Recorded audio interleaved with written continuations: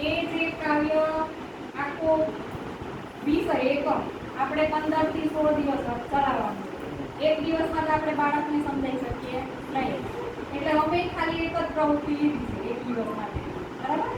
તો એક દિવસ માટેની પ્રવૃત્તિ છે એમાં ગીત છે, એમાં છે ગાવાનું છે અને બાબુમાં એમ જીવવાનું છે। અને ત્યાર પછી શા માટે એનાથી કઈ સિદ્ધ થાય છે? તો અમુક પ્રકારના ગીતો અને કવિતાઓ સાંભળવામાં રસ બતાવે છે અને તેમની પસંદગીનું કારણ બાળકો સમજે છે, શિક્ષકો સમજે